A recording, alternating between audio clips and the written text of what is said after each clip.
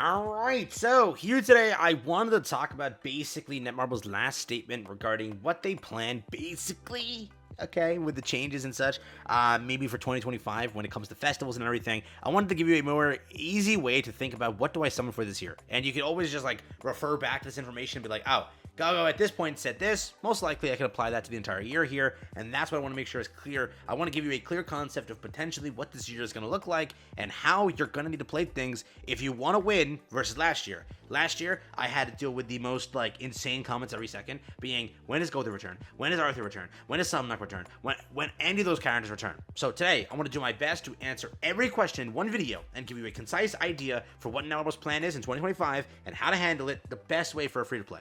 Let's jump into it. And don't look at 7,000 gems and say, you're not free to play. I play global free to play.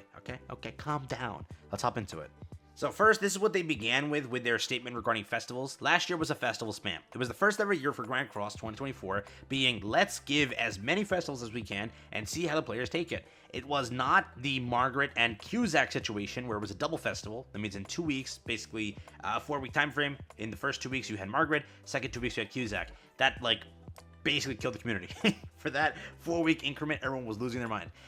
In this case, it's not that. It was every month you have a festival. It was a full-on thing. And remember, the idea of doing that wasn't bad. Where it got bad was they started lowering the gem counts. You can get away with releasing a festival every month. And if free-to-plays complain, they're complaining for nothing. Because remember, when Gotha's update released, they gave you 450 gems for free. It was the most insane amount of free gems you ever got. All right, we did the math, and after the events and everything, it was like almost pushing 500 gems. It was insane. It was nasty. So using that logic, because of that festival, basically everyone could pull for it. That's how it worked. After that, they stopped doing that. When it became other festivals, you started to see a slow up on the free summons, and that's when it ruined the system. So theoretically, if they want to do it again, they have to compensate 400 to 500. But given the statements, doesn't look like it's happening. Here's what they said. Basically, however, as we mentioned in the last dev notes, we have taken consideration into the Knight's fatigue from the continuous festivals. Therefore, we have decided to change this update from a festival to a special update, being just the apocalypse of the beginning. It was a 600 banner confirmed for Percival. More of this is possible for 2025 when it comes to the festivals. Probably you will stop seeing maybe seasonal festivals. Maybe they do like the one summer festival, and maybe they cut off like the spring festival and the other one. Probably that's the entire approach they're going to go for here with this year, given what happened last year. But what do I go for? How do I approach things? Here is how your banner cycle will feel like, okay? Instead of like a 2023 year, which you start off the year with Freya, you went into Roxy, you went into like, a collaboration. This year's already starting differently. But yes, given a metric, you don't start off with what? A standard banner? No, you start off with a collaboration if it's what Voldemort is saying. Simply put, a collaboration being maybe a rerun, maybe a new one. We'll see exactly if anything is factual there. We don't know just yet. We're gonna wait until tomorrow night, right? Yeah, tomorrow. Oh my god, tomorrow night, yeah. But yeah, when it comes to collaboration, that's the first thing. Automatically, are collaborations must summons free to plays? You answer that question. People say, no, it's not because, I can't 6-6, and that means the character's dead. It doesn't matter. Pull for them because you will regret it. Albedo, people regretted it, okay? Fitoria, people regret it. These characters work in PvE. They constantly work in PvE. Shion, I had people skip Shion, and now everyone comments, I want Slime Part 4. When you had a chance to pull them, you should have pulled them. Remember, in this case, anybody can guarantee at least one rotation on this banner, given how reruns work and how easy it is to pull them. Most likely, you can get at least the top 2 and go about it that way. Just remember that collaborations are always must summons. They don't return. In this case, they've been returning very quickly. But remember, in this collaboration also, Viol was like the highlight. And he was kind of a must-have if you wanted to clear a lot of content in a high-score manner when it comes to Final Boss, or clearing Demon King much, much easier. Still a great unit. Collaborations are always great, okay? Potentially this year, if January is the collaboration, automatically, that is, remember, a 12-month year. 4 months out of the year is collaboration automatically confirmed. Just to give it to you that way.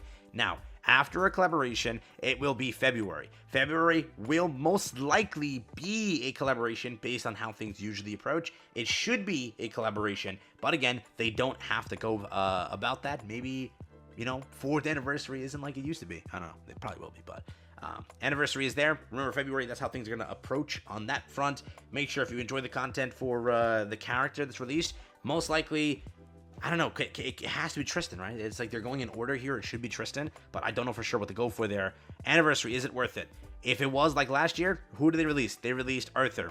Arthur does not return. He does not return until November or December. Remember that. So if you want to skip that festival, it's going to be the same thing every year. Oh my god, I want Mael. Where's Mael? Doesn't return till November. If you really need a unit, consider. Arthur still lasted a very long time, and in PvE, he was the absolute GOAT of the century, so it wasn't worth the pickup. This year could be different, but remember, if you skip the February festival, you are not getting that rerun until November or December. That is how that operates. Now, March does not have to be, I confirm this, it does not have to be a festival. It can now change to a 600 banner and go about it that way. Just keep that in mind. If they choose to make it a festival, then boom, it's a festival. They could do it because they did compensate 450 last year for that update, but I don't know for sure.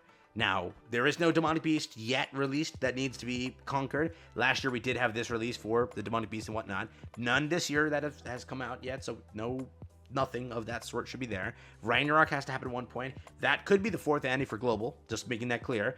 A collaboration drops in April. That is a fact. There is no doubt about that. It's a fact. It always happens, and this year, given the statement, most likely it's confirmed there is a collaboration in April. Most likely, okay? That should be a new one, given the dev notes, but who knows? They said new one recently, and it was a rerun as well. So it could be 2 new collaborations at the end of the year, or there. I can't tell you for sure, but a collaboration is there. So plan accordingly, right? Now, remember, I've already told you collab, festival, collab festival, potential festival, collab festival. Like, we're already at this point. That's how these years work now. Every end of month is almost a must summon. If it's not a must summon, we'll let you know accordingly, but most of the time it turns into that. Escanor released as in the 5th anniversary. Huge update, must summon character, because always the 5th anniversary is a must summon. Minus maybe Transcendent Bond, but he was great for a bit. No, I'm just kidding around. But they did buff him. So yeah, altogether, usually these are must summons. Escanor was last year, and you saw how much of a must summon that was. I'm gonna make it clear, most of the middle banners, Gelda was last year. Beautiful character, 10 out of 10. What is it? The other Boulder was last year as well. Most of the time, free to plays, you can't touch those banners. You have to skip them, save for the end of month banners. But also, when it comes to it, summer banner, or is it? They don't have to make the June thing a festival. So remember, this year could be better where you aim more so for the hyped anniversaries and skip the lesser ones where these become 600 units. But for sure right now, we don't have that confirmation. But Somnok was there as a summer celebration. That's how they took things there. Thor was there as the 4.5. So Thor has to happen. Escanor has to happen. 4.5, 5, and then 4. All of those things have to happen. So remember that. Those are guaranteed festivals, 1 billion%. Somnok and Gother do not have to happen. Please keep that in mind. They do not have to happen. So that could be the things there. August, collaboration. Most likely, given the statement, it's a collaboration. There's no doubt about that. When it comes to September, if they want to, most of the time this gets nerfed anyways. Like, this doesn't really do too great. A lot of the time that's the case. This probably will end up being a 600 banner, given if they spam summer and that. Just like last year, they did it that way. Could be the case, but Percy was there as the character 600 banner. They did it that way. Remember, with Forkoa this year, they could easily mark a 600 banner and still release like a festival level unit where it's a must summon. But the only good thing is it's 600, gems. That's the only benefit theoretically. Esterosa was there as Halloween. Nobody cares. Collaboration and then double festival. So you want me to sum up the year for you very quickly? Collaboration, festival, potential festival, collaboration, festival, potential festival, collaboration festival, double festival. Like, that's basically it. So it's insane. But that's how these years work nowadays. You have a 12-month part of the year. 2 are guaranteed festivals automatically. 3 more are guaranteed festivals automatically. So 5 out of the 12 months, guaranteed festival. 4 of those, basically guaranteed collaboration. That leaves you with 3 updates out of the year that are either up to 600 chances or like 600 gems. That being September, and then after February, and then 1 month in between. That's where you're at, summertime, right? So just make the decisions up and coming. Gother was a crazy unit. Skipping a festival like up early in the year sucks. End of year, you will always guarantee the unit because November and December have the most amount of gems shoved down your throat. That's always confirmed. So November and December, you're always safe because it's about 350 gems in just base logins and everything. And then freebies on top of it, it's almost 400-ish gems between one of them. And then together, it's basically almost 800, 900 gems free, which is guaranteeing you 1 rotation plus base income. It's guaranteed. So that's there. Other festivals, you have to make that decision of what you want to do, okay? If you skip the earliest festival, you're going to have to wait till November, December to decide if you want that. People skipped Gother. A lot of people regretted it. People skipped Thor. Not as much regretted it, but those that wanted to conquer the bird, they didn't get to because Thor is kind of a must-have when it comes to the bird. When it came to Sobnok, a lot of players skipped this and were okay with this, and then Milim released, and then other unknown characters were really good with Sobnok, and then they regretted it. So that's how things are going to work here. You can skip maybe more of the ones in the summertime and then be okay with that. But up in the early ones, they don't rerun quick. They do not rerun quick. They take the longest to rerun. So February, GP anniversary, consider going for them. Okay, collaborations, try going for them all. Given the freebies and everything, you should at least make one rotation on each one and potentially pull what you're looking for, because that's how this year is going to work. It's the same thing as last year. You have to skip all those middle banners. You're not going to make it to them. Aim for festivals, and then at the end of the year, most of the characters in the middle banners become free and become easy to pull because of the end of year banners. That's the plan for 2025. That's kind of how to approach things, and that's kind of their plan as well. They want to make it as this is. Simple collaborations, festivals, that's their best sellers. That's what looks good to investors. That's what they're going to keep doing. So take it as you will. Hope it helped you in the context of advice.